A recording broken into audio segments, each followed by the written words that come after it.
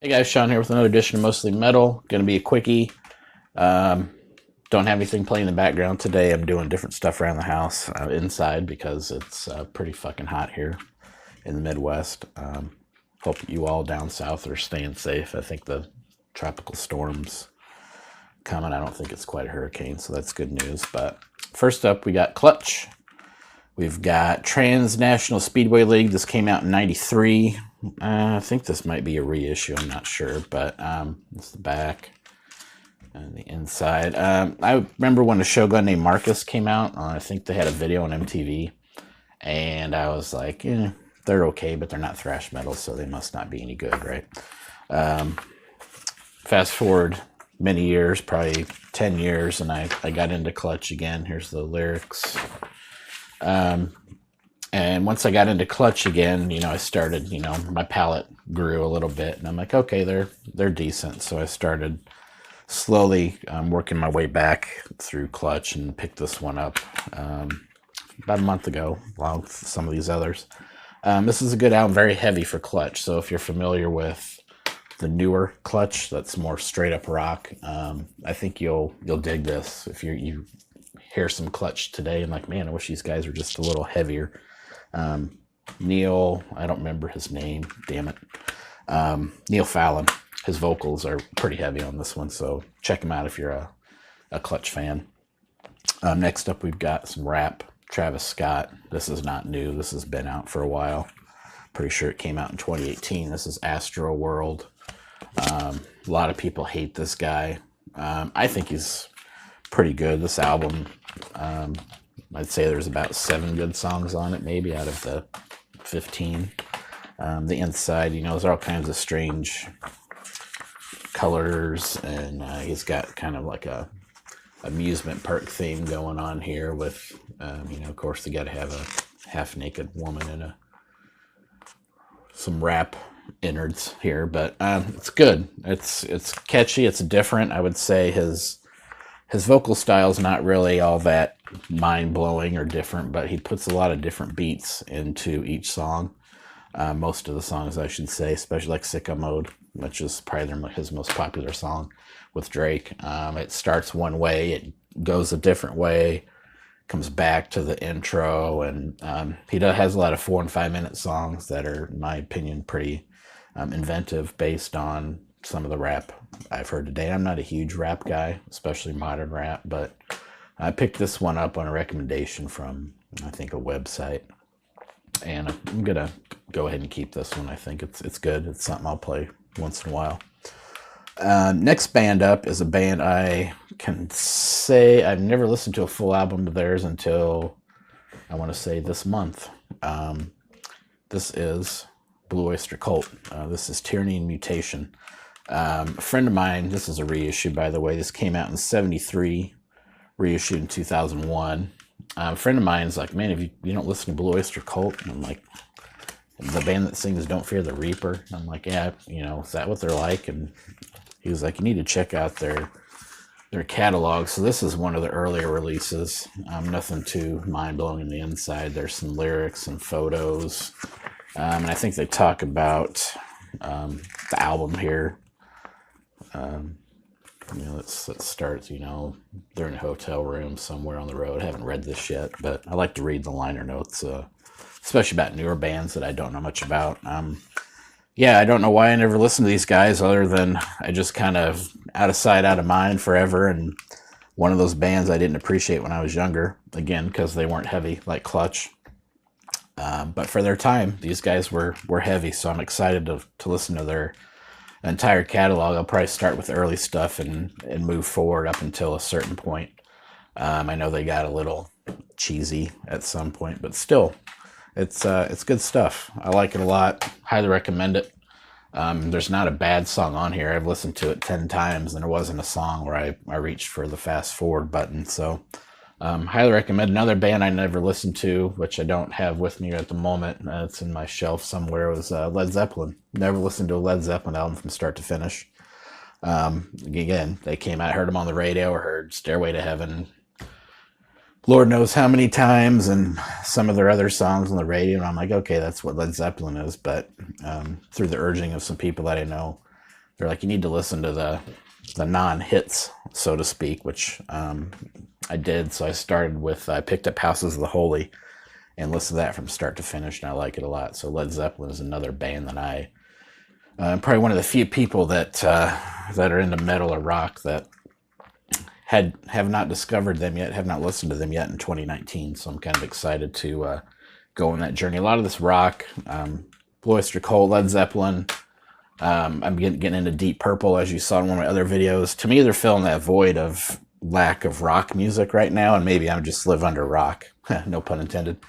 But rock music, to me, there really isn't any rock anymore. When I listen to the rock and roll station, so to speak, there's either what they call the oldies station, which is Blue Oyster Cult, Deep Purple, stuff like that, or it's the modern stuff like, I guess, Godsmack and that, your local radio station that plays quote unquote rock music.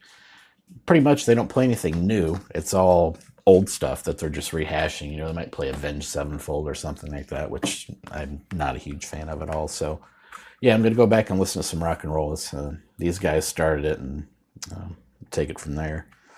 Next up is Carcass. This is Wake Up and Smell the Carcass. And you can see here actual artwork, too disturbing for public display. This obviously came out at a time before the internet. This one came out in 96. I'm sure the internet was around, but shocking stuff probably wasn't such a big deal. Now, you can see shocking, 2 clicks of a button, you can pretty much see any kind of shocking image you want. This is the shocking image they didn't want you to see, Kennedy's head blown off. Again, I think they were on a major label at this time. Earache. Probably wanted to carry it in stores, and if that was in stores, people would probably freak out. This is more of a compilation album of Carcass. This came out after Swan Song and Heartwork, so this was, to me, when they were kind of on their downward slope. It's got some rarities, a few songs from the Tools of the Trade EP, some songs from comps, a few live songs. I like having it in my collection just because I was a big Carcass fan. I really loved Heartwork, which I'll probably highlight here at some point. But Swan Song came out after that, and it was their last album, which of course they put out a new one called Surgical Steel, I think, last year, which didn't do much for me either. So Heartwork was the last one I enjoyed. This isn't bad. It's just, here's the inside. It's just maybe 3 or 4 songs I hadn't heard before. The others I've heard in different forms. So it wasn't anything great, but it was like $5. So I picked it up. So if you don't know Carcass, you need to check out Carcass if you're a death metal fan. Next up, an album I already reviewed, Darkthrone, Old Star, their new one. I loved it so much that I bought you saw my unveiling, I'll have it right here, the box set. Had to buy the CD because I wanted to hear it in my car. This album's fucking great. I've listened to it. I think when I did the unboxing, I hadn't quite listened to it yet. This album's gonna be in my top 5 of the year. For sure. I find it hard to believe anything it may end up being number 1. I don't know. But the Hardship of the Scots song on here, I'll probably link it down below. The song is about 6 or 7 minutes long, and there's probably 5 or 6 riffs in the song, like main riffs, and they're all fucking great. They all tie together. The main riff sounds like a riff that Rat would write, if you can believe that. Listen to the link below and you'll know what I mean. But this album is great from start to finish. I cannot recommend this enough. Comes with a little slipcase. I won't show you the inside because I've already showed you the box set, and a lot of the artwork, as you can see, is the same. But Darkthrone, Old Star, go get it. It's fantastic stuff. Last but not least, this came out in 2011, I think. This is a 45 from the bands, I should say, a split 45 from a split between Danava and Uncle Acid and the Deadbeats. Came out in 2011. Not much to see here, really. It's kind of a rare 45. I believe the two bands toured together, and they were selling this as kind of a promotional thing. This came out in 2011 on Kamado Records. Kimado right there. This is really good. I'll Cut You Down as the song. If you are a fan of Uncle Ass and Dead Beach, you know, I think their first album, was it called Bloodlust? I can't remember, but the first song on that is I'll Cut You Down. So this is just a cool, nice to have. I like the psychedelic artwork, kind of like a 70s type artwork. If you don't know Uncle Ass and the Dead Beats, they're kind of throwback Sabbath. I don't want to say doom, more of a Sabbath rock type band with some really cool vocals. So be sure to check out Uncle Ass and the Dead Beats. I'll probably do a highlight on them later in the year here when I get through all my collection. So that's pretty much it. I'm coming up. Show you a few things I'm listening to now. Dissection. Everybody knows Storms of Lightbane. That's nothing mind-blowing. Cradle Filth Vampire. This is this is their first EP, I believe.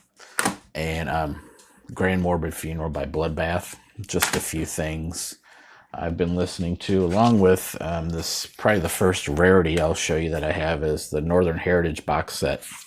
I'll highlight this in my next video. There's a bunch of great black metal on that box set, limited to 100 copies, came out in 95, I think. So that should do it for today.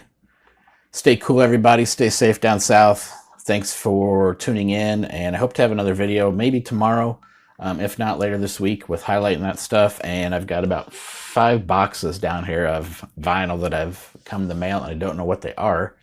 So we can open them together on the next video. So until then, catch y'all later. Thanks for checking us out.